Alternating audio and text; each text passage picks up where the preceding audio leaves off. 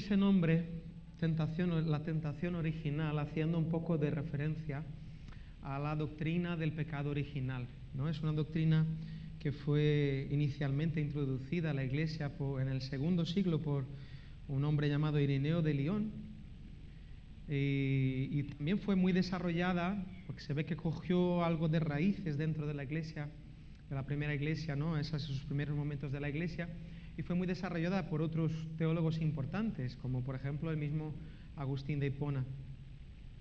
Y básicamente la idea de la doctrina del pecado original es que el pecado que nos afecta a todos nosotros mismos y a toda la humanidad empieza con la rebelión de Adán y Eva al orden clarísimo de Dios de no vais a comer de este fruto, ¿no? De este árbol. Y esto está en Génesis 2, versículos 16 y 17, ¿no? Vamos a leerlo ahora en un momento. Pero he puesto ese nombre, la tentación original, porque sabemos que el pecado viene a través de una tentación, ¿no? El pecado es una respuesta. El pecado no es una cosa que pasa de manera espontánea, no es algo que aparece de la nada. Es la consecuencia de un proceso. Y es la decisión del ser humano de hacer o no hacer algo, basado en unos estímulos, unos patrones, unas cosas que pasan dentro de nosotros externamente que nos llevan al pecado, ¿vale? Y entonces, hablando de la doctrina del pecado original, yo quería dar un pasito atrás en esa doctrina y empezar a pensar un poquito en la tentación que llevó al pecado original. Y es muy interesante pensar en eso, porque eso me lleva a pensar que ese patrón o ese tipo de tentación que lleva a Adán y Eva a cometer el pecado original, según la doctrina, es un patrón anterior mismo, hasta anterior a la misma creación del universo. Esa creación que empieza en Génesis 1, pues ese patrón de tentación es aún anterior a eso.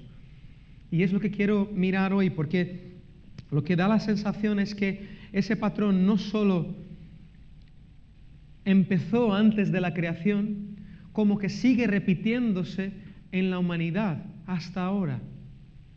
Y ese patrón explica y mucho nuestra cultura, nuestra sociedad, las decisiones que nuestra sociedad toma como sociedad, como personas, como colectivos, explica muchas de esas cosas. Y por eso me parece tan interesante mirar ese patrón de esa a la que vamos a llamar la tentación original. Vamos a Génesis capítulo 2, vamos a leer algunos versículos del capítulo 2 y algunos versículos del capítulo 3. Quiero que tengáis vuestras Biblias o vuestros móviles cerca, porque seguramente habrá momentos que voy a decir versículo tal y quiero que lo tengáis ahí delante, ¿vale? Así que vamos a empezar a hacer la lectura de esos textos, ¿vale? Primero, ¿cuál es el mandamiento? ¿Cuál es el orden de Dios al que Adán y Eva desobedecen, ¿no? Está en Génesis 2, versículos 16 y 17, que dicen lo siguiente: y ordenó el Señor Dios al hombre, diciendo: de todo árbol del huerto podrás comer, de todo árbol del huerto podrás comer. Eso es importante recordar. Pero del árbol del conocimiento del bien y del mal no comerás, porque el día que de él comas, ciertamente morirás. Ese es el orden. Está claro, evidente, lo hemos escuchado, leído muchas veces. Seguimos. La tentación y el pecado, ¿no? Ahí no he puesto pecado, pero la tentación y el pecado están en el capítulo 3. Saltamos ahí un capítulo, Génesis 3, vamos a leer del versículo 1 al versículo 5, que dice lo siguiente: y la serpiente era más astuta que cualquiera de los animales del campo que el Señor Dios había hecho. Y dijo a la mujer: ¿con que Dios os ha dicho, no comeréis de ningún árbol del huerto? Y la mujer respondió a la serpiente: del fruto de los árboles del huerto podemos comer, Pero del fruto del árbol que está en el medio del huerto, ha dicho Dios, no comeréis de él, ni lo tocaréis, para que no muráis. Y la serpiente dijo a la mujer, ciertamente no moriréis, pues Dios sabe que el día que de él comáis, serán abiertos vuestros ojos, y seréis como Dios, conociendo el bien y el mal. Vamos a orar. Señor, esta es tu palabra y queremos recibir de ti a través de ella, Señor. Ayúdame a tener mi mente y mi corazón conectados a ti para que seas tú, Señor, a través de tu palabra hablando en esta mañana. Abre nuestros ojos, Señor, para ver lo que está pasando en ese texto y relacionarlo con nosotros mismos y con el mundo. Porque es importante reconocerlo, Señor, para romper ese patrón y poder vivir la vida abundante que nos regalaste a través de Cristo. Te lo pido en el nombre de Jesús. Amén. Amén. Tenemos un mandamiento. Dios dice, de este árbol, bueno, de todos los árboles podréis comer. Podéis comer de todos. Hay abundancia aquí, pero hay uno que no. Ese es el orden. Y la serpiente viene a decir algunas cositas y plantar lo que yo quiero llamar hoy de unas semillitas en su mente y en su corazón, ¿no? Unas semillitas de duda, unas semillitas de mentira, unas semillitas que van a germinar y van a salir. Y cuando lo hacen en desobediencia, lo hacen en pecado. Pero ¿cuáles son las características de esa tentación que lleva a la humanidad a desobedecer el orden claro de Dios? Primero, la subversión del mandamiento. La subversión del mandamiento, porque lo que la serpiente hace es describir, ahí en el versículo 1, ¿no?, del capítulo 3, lo que ella hace es describir el mandamiento de una manera diferente, errónea, equivocada, pero de manera proposital, porque tiene intenciones. Entonces dice lo siguiente, con que Dios os ha dicho, no comeréis de ningún árbol del huerto. ¿Es así de restrictivo el Creador? ¿De verdad no podéis disfrutar de nada de lo que hay por aquí? ¿De verdad no hay nada de abundancia en este jardín que Dios hizo para vosotros, que parecía tan bueno y tan agradable, pero ese Dios parece que no quiere que disfrutéis? Esa es la semillita que la serpiente dice, el mandamiento, pues ese mandamiento no está bien, ¿no? La subversión de su versión, o sea, la versión de la serpiente del mandamiento no es la misma versión del mandamiento que Dios dice. Y esa es la primera estrategia, la primera semillita de decir, el mandamiento no es bueno, Dios es demasiado restrictivo, no quiere dejar que disfrutéis de la creación.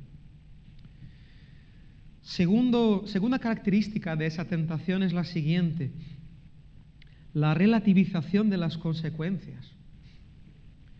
Porque cuando la mujer viene ya con esa semillita en su corazón y en su mente de que, a ver, no es así, no es tan restrictivo el mandamiento. Dice que podemos comer de los otros, pero del que está en el árbol, que está en el centro del jardín, ha dicho Dios que no podemos comer ni tocarlo, cosa que tampoco está en el mandamiento. Lo de tocarlo no dijo Dios en ningún momento, pero ya hay como esa semillita de ese mandamiento que parece, según la serpiente, que es demasiado restrictivo, que ese Dios parece que no quiere que disfrutes, ¿no? Y ella dice, no, es que sí que podemos comer, pero es que hay uno que no podemos ni tocar. Pero entonces la serpiente viene en lo siguiente y dice, ciertamente no moriréis.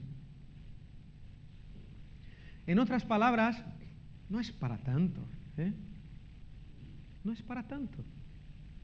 Entonces, la relativización de las consecuencias. Dios dijo, ciertamente moriréis si coméis de ese fruto. Versículo 17 del capítulo 2, ciertamente morirás. Está hablando con Adán, ¿no? Ciertamente. La serpiente viene a decir, no, es que no será para tanto. Porque el enemigo también tiene eso, ¿no? De jugar a veces un poco con puntos positivos y negativos, porque no, o sea, quizás, no, Dios no es malo así, de darte una consecuencia así tan mala, ¿no? Así que se relativiza una consecuencia que a la vista de Dios y en las palabras de Dios será algo muy grave, muy serio. No lo hagáis porque las consecuencias son muy malas. Y viene la serpiente a relativizarlo y decir, bueno, no creo, no es para tanto. Tercera característica. Mentira acerca de la bondad de Dios. Cuando la serpiente empieza a decir que no comeréis de ningún árbol del huerto, cuando dice no moriréis, porque lo que va a pasar es lo siguiente, la consecuencia que él dijo que iba a ser negativa no es esa, es positiva. Dios dijo que si coméis de ese árbol os vais a morir, pero yo os digo lo siguiente, ¿sabes qué va a pasar? Seréis como Dios. Y Él no quiere que pase eso. Es así de restrictivo el Creador. No quiere que podáis expandir vuestra mente, vuestro corazón. Lo que sois vosotros va a crecer, va a mejorar. Así que Dios no es bueno. El Creador no es bueno, porque lo que quiere hacer es limitaros. Lo que quiere hacer es no dejar que tengáis una estructura mental, espiritual, emocional mucho más grande y mucho más impresionante que lo que tenéis ahora. Él quiere que seáis ahí esos perritos pequeñitos, bajitos, con las orejas gachas, diciendo, dame lo que necesito. Él quiere eso. No es bueno Dios. Y aquí hago un paréntesis que es muy interesante.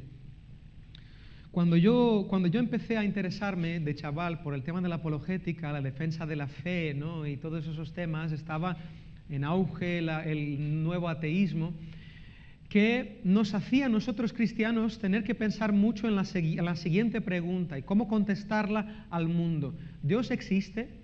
Esa era la pregunta que cuando yo era chaval teníamos que contestar como cristianos. ¿Sabéis que esa pregunta ha cambiado? Y eso se habla en todos los medios de la apologética cristiana. Dicen, la pregunta ya no es si Dios existe. La pregunta que la sociedad ahora hace es la siguiente, ¿es Dios bueno? ¿Es Dios bueno? Porque si no es bueno, me da igual que exista, no lo quiero. ¿Por qué? Porque entonces ya empezamos a comparar lo que es la ética cristiana, lo que es el cristianismo, lo que es la religión y decir, a ver, si lo comparamos con nuestros patrones de, no sé, desarrollo del ser humano, con derechos humanos y todo eso, ¿es el cristianismo bueno? ¿Es Dios, el Dios presentado por la Biblia, bueno? Porque si no lo es, me da igual que exista, no lo quiero. Eso es lo que la sociedad está preguntándose ahora, si Dios es bueno. Y por eso digo que es tan importante que tengamos muy claro ese patrón de la tentación. Porque ahora quiero volver a los tres puntos de esa tentación y contextualizarlos ahora mismo. Porque la estrategia no ha cambiado. No ha cambiado la estrategia. Primero, la subversión del mandamiento. La serpiente que dice lo siguiente, ¿no podéis comer de ningún fruto de este árbol? ¿Qué es lo que dice la sociedad acerca de Dios ahora mismo? Dice lo siguiente, ¿de verdad que no podéis disfrutar de la vida como queráis? ¿De verdad que no podéis, de verdad que no os gusta el sexo?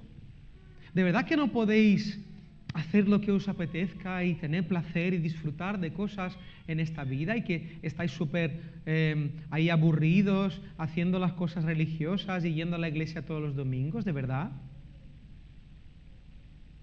La estrategia es la misma. La información es, Dios es demasiado restrictivo y eso llega mucho a nuestros jóvenes. Siempre ha llegado, ¿no?, esa información, pero es que yo siento como que las redes sociales e Internet han potenciado esto a un nivel que no lo teníamos antes. Dios es demasiado restrictivo. No quiere que disfrutéis de la vida. La estrategia es la misma. Segundo, la relativización de las consecuencias. Es decir, eso de que la paga del pecado es la muerte, no será para tanto. No será para tanto. Y yo incluso he escuchado muchas veces en conversaciones con personas dentro de la iglesia, jóvenes por ejemplo, vale, pero eso es la muerte espiritual, ¿no? Como si fuera algo más pequeño, como si fuera algo menos importante, como si fuera maravilloso vivir en una carcasa de cuerpo como un zombie, muerto espiritualmente, caminando sin vida por ahí, sin la capacidad de decidir por las cosas que quieres o no quieres hacer. Como describe el apóstol Pablo en Romanos, que dice lo siguiente, que hay una fuerza que trabaja dentro de mí y no me deja hacer lo que yo quiero. Pero la diferencia es que el apóstol Pablo tiene una esperanza y dice que no tiene que ser así, pero es maravillosa, ¿no?, la vida de alguien que está muerto dentro espiritualmente, ¿no?, y no es capaz de tomar la decisión y que es dominado por su carne. Aquí hay un ejemplo muy evidente de esto, ¿no?, cómo son las adicciones. Algunos de nosotros estando dentro de ellas, pero algunos de nosotros viendo desde fuera y viendo cómo alguien es capaz de destrozar completamente su vida, hasta el punto de que ya pierde el control y no es capaz de decir que no a algo que sabe que está acabando con su vida. Eso es muerte espiritual. Eso es la incapacidad de tomar una decisión. Porque un muerto no puede decidir, ¿a que no? Un muerto no puede hacer otra cosa sino que ser muerto. No puede tomar decisiones. Así que relativizar las consecuencias de lo que es el pecado es una manera de relativizar, de pensar que lo que Dios dice en su palabra, que son las consecuencias del pecado, pues no lo son para tanto. No, y nuestra sociedad está haciéndolo todo el tiempo. Y la mentira acerca de la bondad de Dios. Dios no es bueno.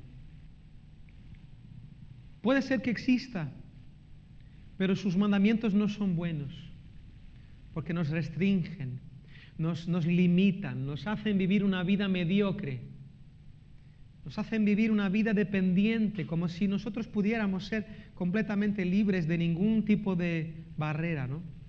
Y aquí está, para mí, el centro de la tentación original, que son las palabras de la serpiente que dicen lo siguiente: y seréis como Dios.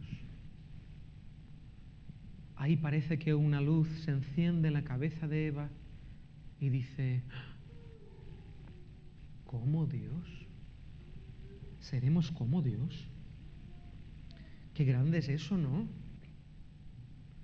¿Será eso verdad? ¿Será que lo que Dios quiere es de verdad limitarnos y decirnos que no podemos ser como Él y no quiere que seamos como Él? Por eso dice que está ese árbol ahí, pero que no podemos comer, pero ¿y si pudiéramos ser como Dios? Y ahí está puesta la semillita. Y aquí quiero hacer un paréntesis que creo que es importante aquí, porque muchas veces me acuerdo de haber tenido conversaciones acerca de esto con jóvenes especialmente, ¿no? Que dicen el ¿por qué? ¿Por qué un árbol ahí, no? ¿Por qué? ¿No sería mucho más fácil, no? Si Dios no hubiese puesto ningún árbol ahí. Si no estuviera, ¿no?, esa tentación ahí de que esto no se puede hacer, no se puede hacer. Ya sabéis cómo funcionamos, ¿no? De decir, esto no se puede hacer. Y parece que nosotros tenemos ahí una curiosidad exactamente por lo que nos dicen que no podemos hacer. ¿Por qué un árbol ahí? Primero, Yo pienso por dos razones. Yo sé que no son todas las razones, pero creo que es importante explicarlo. Primero porque el árbol ahí hace de la humanidad o de los seres humanos seres morales. Seres que tienen la capacidad de decidir por lo bueno y por lo malo. Si no hay un árbol en el jardín, no hay una opción de hacer lo malo. Por lo tanto, el hacer lo bueno es lo único que se puede hacer. Como si los seres humanos fueran robots de hacer la voluntad de Dios. No hacen otra cosa por falta de opción. Entonces, cuando Dios pone ese árbol en el centro del jardín, dice lo siguiente: tenéis la capacidad de decidir.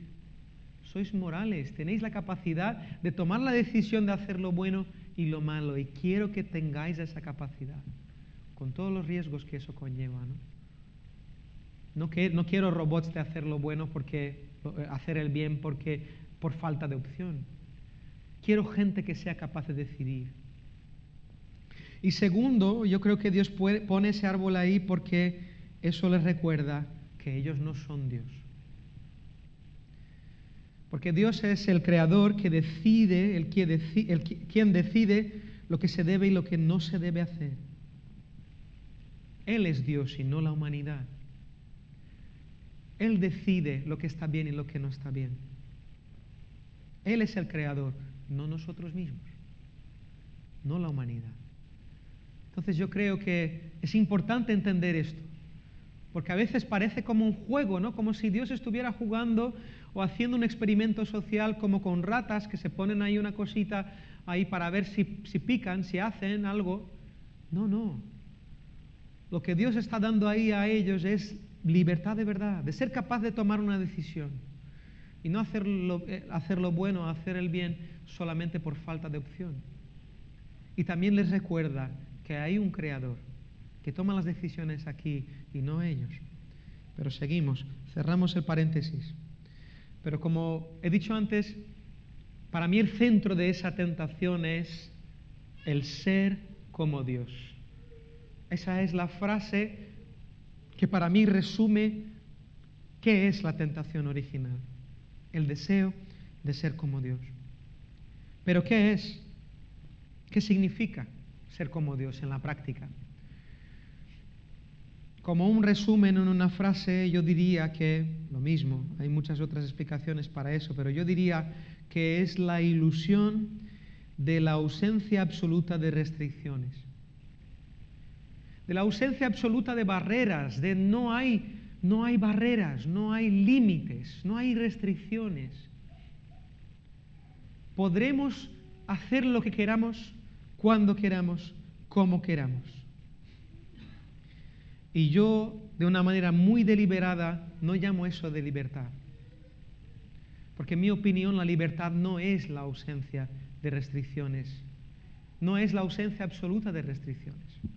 Podría hacer un estudio entero solo sobre ese tema de la libertad. Pero creo que es muy importante reconocer que esa ilusión de vivir una vida absolutamente sin restricciones, sin barreras, es un deseo de ser como Dios. Pero en la práctica he dividido esa ilusión en tres partes. Primero, la determinación de la identidad, o podríamos llamar también la autodeterminación. Aquí hay un ejemplo muy interesante, ya mencionado por mucha gente hablando de ese tema de libertad, porque parece que la libertad es la gran virtud de nuestros tiempos, ¿no? Todos queremos ser libres y las sociedades queremos ser libres, pero nadie define lo que es libertad, porque si la libertad es la ausencia absoluta de restricciones, eso es caos, no es libertad. Pero hay un ejemplo muy interesante acerca de ese deseo de ser como Dios, que es cuando Dios se presenta a Moisés en esa planta, ¿no? ¿Es zarza? ¿Cómo se llama en español? Zarza, ¿verdad? Sí, es que me viene en portugués y digo, a lo mejor no es eso y meto la pata. Vamos entonces rápidamente a Éxodo 3, versículos 13 y 14. Moisés se acerca a la zarza y está en una situación de decir qué es lo que está pasando aquí, ¿no? Le llama la atención, lo que Dios quiere exactamente eso, que le llame la atención, se acerca, tienen una conversación, le invita a hacer algo muy grande, demasiado grande para él, según él mismo. Y entonces dice, ¿cómo voy a decir a los hijos de Israel quién eres? ¿No? Dice el versículo 13. Entonces dijo Moisés a Dios, he aquí, si voy a los hijos de Israel y les digo, el Dios de vuestros padres me ha enviado a vosotros, tal vez me digan, ¿cuál es su nombre?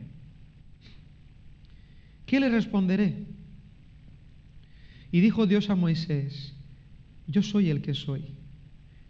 Y añadió, así dirás a los hijos de Israel, yo soy, me ha enviado. Y es muy significativa esa afirmación.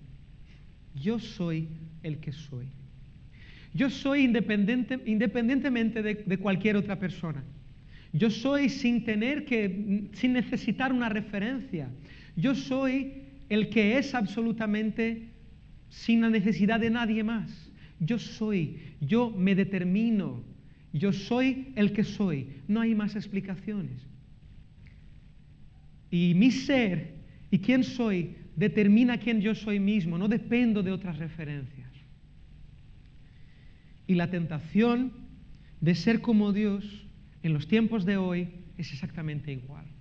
Es el deseo de que el ser humano sea capaz de decir, yo soy el que soy, yo soy como soy, yo soy de esa manera y nadie me va a cambiar. Yo nací así y no me vengas a decir que tengo que cambiar. Lo que yo soy no depende de lo que la gente dice, no depende de las estructuras de la sociedad, no depende de mi familia, no depende de mi cuerpo. Yo soy el que soy. Yo me determino. Yo determino mi propia identidad. Tentación de ser como Dios. Segunda, ¿qué significa ser como Dios? La determinación de la verdad.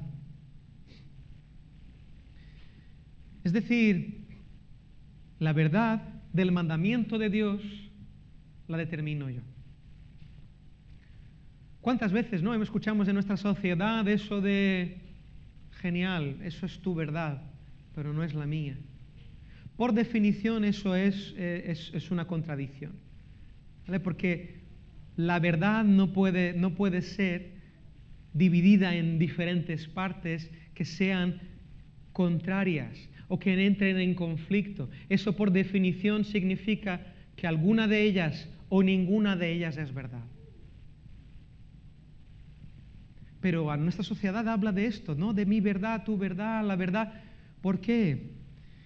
Esta semana leyendo un libro acerca del tema de la pornografía me pareció muy interesante una cita de una periodista de aquí de España, no sé qué, Barceló, creo que Tere me dijo ayer su nombre, muy famosa, que dijo lo siguiente, que en nuestros tiempos la información ha sido fagocitada por la opinión.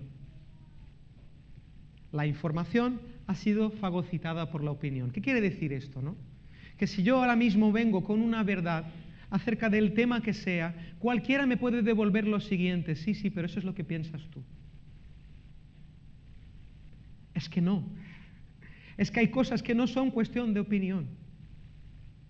Es que hay información y es que hay verdad que no tienen que ver con opinión. Pero nuestra sociedad es capaz de transformar lo que sea en opinión, incluso la misma verdad de Dios. Entonces, nuestra sociedad y a la humanidad viene con esa intención de decir, no, yo determino lo que es la verdad y no me gusta tu verdad, así que yo determino la mía propia. Deseo de ser como Dios. Y por último, la determinación de la moralidad. Básicamente, si seguimos, porque las dos están muy conectadas, ¿no? Hasta he tenido la tentación de poner las dos en el mismo slide, la verdad y la moralidad, porque cuando tú eres capaz de determinar la verdad, es muy fácil seguir y decir, también determino lo que es correcto y lo que no es correcto, ¿no? Y es un problema muy grande, porque nuestra sociedad lleva mucho tiempo intentando descubrir cómo llegar a tener una moralidad que sea absoluta, que sea independiente de opiniones, ¿vale? Vuelvo a decir lo de la opinión, que no sea dependiente de lo que una cultura piensa, porque las culturas cambian. Y si una cosa es inaceptable aquí a nivel moral, puede ser súper, ultra, mega aceptable en otro sitio, en otra cultura, incluso motivado, o sea, como algo positivo. Lo hemos visto eso muchas veces. Y teníamos en la época de los nuevos ateístas una ilusión, yo creo, de que llegaríamos a esa información, ¿no? De cuál es la moralidad absoluta y cómo encontrarla, ¿no? Se hablaba mucho de bienestar, de huir del malestar y buscar el bienestar como siendo el paradigma perfecto de la moralidad secular, ¿no? Y decir todas esas cosas. Yo me acuerdo de escuchar, ¿no? Gente hablando, por ejemplo, utilizando un ejemplo muy, muy bestia, ¿no? Pero en esas épocas diciendo, sí, pero hay países donde la mutilación genital femenina es aceptada como la cultura, ¿vale? Y los hay, menos, gracias a Dios, pero los hay. Y se hablaba de eso como siendo, o sea, la cultura es capaz de hacer eso, pero nosotros en el Occidente tenemos la capacidad de tomar decisiones mejores. Os lo digo en la práctica que no. Nuestra sociedad ahora mismo está mutilando, ¿vale? Mutilando a jóvenes saludables en nombre de una identidad que no es material. ¿Me entendéis, verdad? Nuestra sociedad, aquí en España ya empieza a salir un poquito esto, pero en otros países nuestra sociedad está quitando pechos saludables de chicas que dicen que son chicos. Y nuestra sociedad está diciendo que eso es aceptable, ¿vale? Que eso es moral. Podéis entender el nivel de cambios que pueden haber cuando nosotros somos capaces de determinar la moralidad.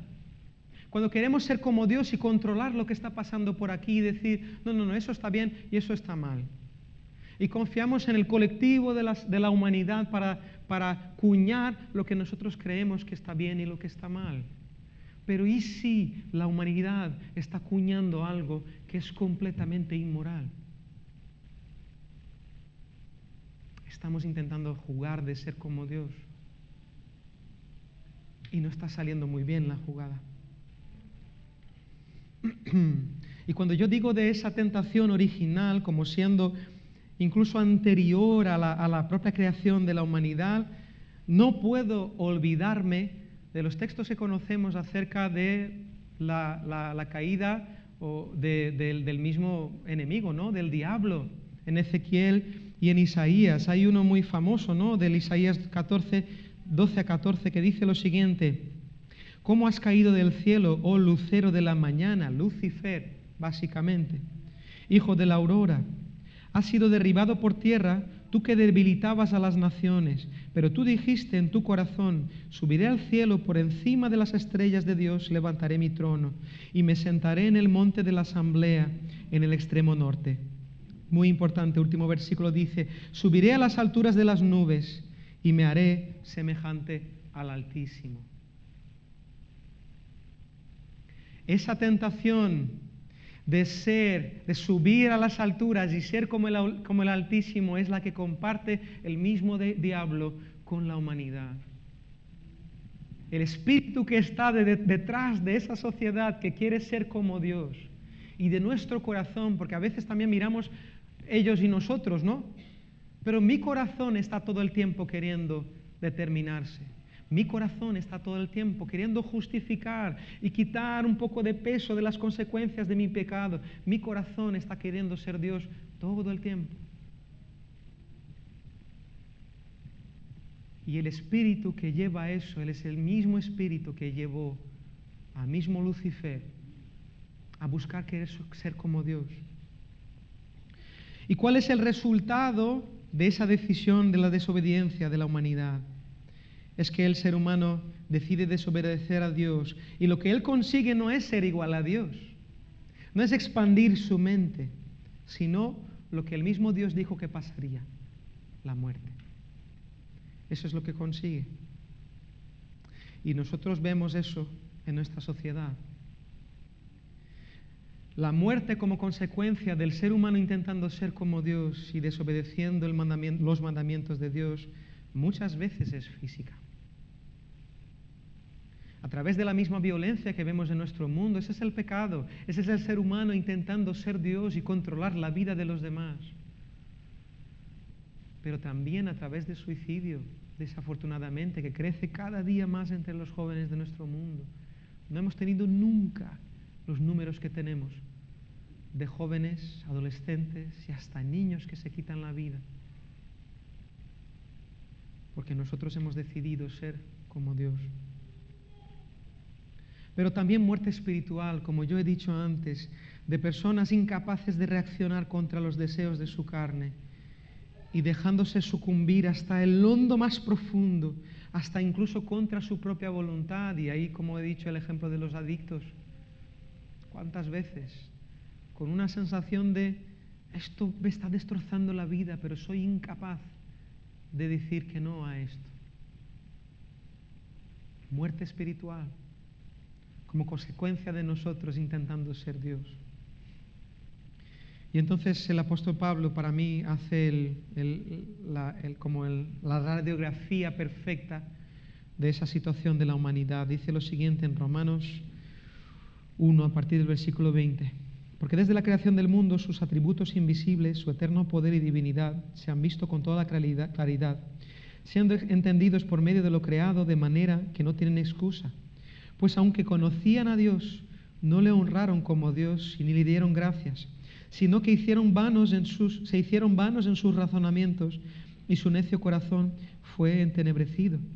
Profesando ser sabios, se volvieron necios.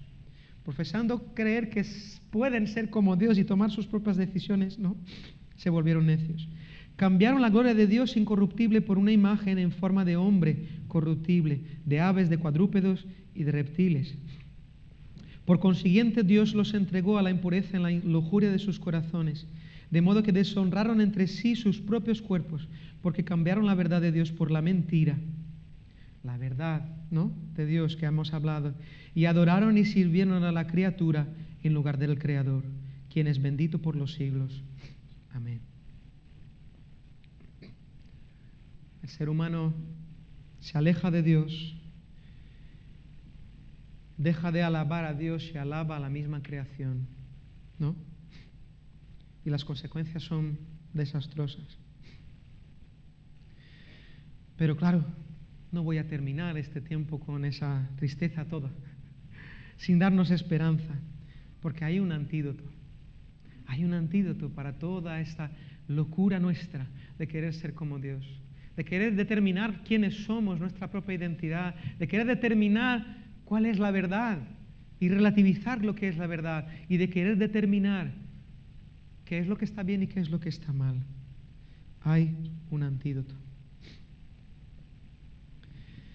Dice lo siguiente en Filipenses 2, versículos 5 a 8. Haya pues en vosotros mismos esta actitud, que hubo también en Cristo Jesús, el cual, aunque existía en forma de Dios, no consideró, mira qué frase, no consideró el ser igual a Dios como algo a que aferrarse.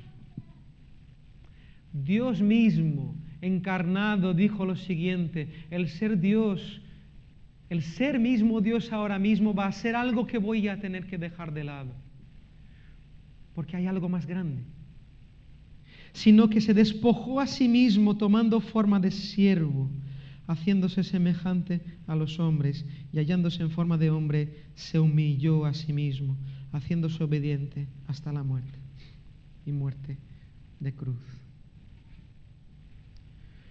Qué precioso, porque hay un patrón que empieza, si vemos cronológicamente, con lo que pasa con Lucifer, ¿no?, que quiere ser como Dios y eso le genera las consecuencias que pasan.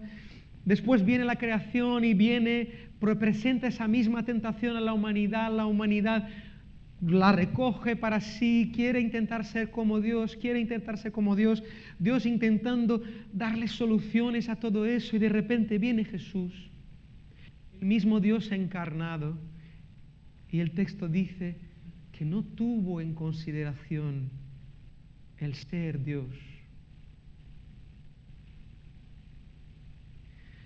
Jesús es ese que el apóstol Pablo llama del segundo Adán. ¿Por qué? Porque rompe ese ciclo de pecado, ese ciclo de tentación de querer ser como Dios, lo rompe completamente en la misma humanidad, en la carne, como nosotros. Dice lo siguiente: yo aquí, como hombre, eso de querer ser igual a Dios lo voy a romper. Y me hago siervo de vosotros, teniendo todos los derechos, porque yo soy Dios, pero no. Hay una actitud que el apóstol Pablo dice que tenemos que tener en nuestros mismos corazones, que rompe ese ciclo. Porque sí tenemos cosas del carácter de Dios en nosotros, ¿a que sí? Dios compartió con nosotros de su carácter, porque somos su imagen y semejanza. Pero Dios coge esas cosas, las somete a la obediencia al Padre y al servicio a nosotros. Se vacía completamente y asume la forma de siervo obediente. Y nosotros podemos romper ese ciclo cuando nosotros también nos identificamos con Jesús. El mismo Pablo dice en Romanos 5, 17, 18, la estamos terminando ya. Porque si por la transgresión de uno, por este reinó la muerte, mucho más reinarán en la vida por medio de uno, Jesucristo, los que reciben la abundancia de la gracia y del don de la justicia. Así pues, tal como por una transgresión resultó la condenación de todos los hombres, así también por un acto de justicia resultó la justificación de vida para todos los hombres. Amén. El ser humano encuentra vida poniéndose en la misma posición que Jesús, de siervo obediente. Eso somos nosotros. Nuestro llamamiento es para ser siervos obedientes, como fue el Señor Jesús. Obediencia a Dios y servicio hacia los hombres. Porque servimos a Dios mientras servimos a las personas, ¿a que sí? Y esa libertad que el ser humano tanto quiere, de la ausencia absoluta de restricciones, es una mentira, un intento de ser como Dios, que tiene solo una consecuencia: la muerte. ¿Quieres tener vida? ¿Quieres tener vida? Ponte en la posición de siervo obediente. Y nuestro hermano Bob Dylan dijo lo siguiente en una canción. Hay una canción famosa de su disco, primer disco que hizo después de su conversión, que dice: tienes que servir a alguien. Tienes que servir a alguien. No existe la posición del ser humano de no servir a nadie, porque puede ser que cuando creas que no tienes restricciones y que eres completamente libre, estarás sirviendo a ti mismo, tu propia inclinación de querer ser como Dios. Y sabes, nuestra sociedad ha querido, después del siglo XX, de tantas historias y guerras y tiranías y gente que tenía mucho poder y que era capaz de dominar a los otros por el poder, parece que esa es nuestra respuesta de decir: no, queremos libertad absoluta, queremos libertad absoluta. Pero nos olvidamos que hay un dictador dentro de aquí. Hay un dictador dentro de aquí. Y que incluso ese dictador lo tenemos que someter a la cruz de Cristo. Cuando crees que no tienes restricciones y eres completamente libre, estás sirviendo o a ti mismo o estás sirviendo a otras personas. La cultura y las ideologías están buscando seguidores, buscando gente que quiera someterse a ellas. En resumen, solo hay dos opciones de adoración en esta vida: o adoramos a Dios o adoramos a los ídolos. La Biblia nos deja muy claro. ¿Qué ídolos podemos poner ahí? 400.000. Pero cuando no estamos ofreciendo nuestras vidas como el mismo Señor Jesús, como siervos obedientes de Dios, estamos ofreciéndola a un ídolo, sea a nosotros mismos, sea a otras personas. Dios es el único digno de nuestra sumisión y servicio. Así que, delante de todo esto, tenemos una decisión que tomar. Josué 24:15 dice lo siguiente: en el momento que el pueblo de Israel está entrando en la tierra prometida, dice lo siguiente: y si no os parece bien servir al Señor, escoged hoy a quién habéis de servir, si a los dioses que sirvieron vuestros padres, que estaban al otro lado del río, o a los dioses de los amorreos en cuya tierra habitáis. Tenéis que decidir. ¿Vais a servir? ¿Quién vais a servir? Pero yo y mi casa serviremos al Señor. Esa decisión la tenemos que tomar. Y olvidar la ilusión de que es libertad no tener ningún tipo de estructura. Ser completamente libre. Eso es querer ser igual a Dios y nos lleva a la muerte. Pero nuestro Señor Jesús nos ofrece vida en la identificación con Él mismo, que se hizo siervo obediente, aun siendo el mismo Dios. Vamos a orar. Señor, hay un llamamiento a todos nosotros hoy de responder a ti. Porque esa misma tentación, ese mismo intento, Señor, de buscar ser igual a Dios, de buscar tomar nuestras propias decisiones y someternos solamente a nosotros mismos, o a quien nos ofrezca alguna opción de vida que sea mejor, la consecuencia de ella es la muerte, Señor. Y no queremos relativizar lo que dice tu palabra, porque es muerte de verdad, no solo espiritual, sino que también física muchas veces, Señor. Ayúdanos a ver esto y a romper en nuestras vidas primero, Señor, ese ciclo, ese intento de querer ser como Dios, de determinarnos quiénes somos, lo que hacemos, cuándo hacemos, cómo hacemos, Señor. Ayúdanos a someternos cada día a esa cruz y a vivir como siervos obedientes a ti, Señor. Porque eso fue lo que hiciste tú primero y nosotros te seguimos como tus discípulos. Danos fuerza para decidir hacer eso cada día. Que el mundo lo vea, que nos sometemos solamente a ti y a nadie más. En el nombre de Jesús. Amén. Amén.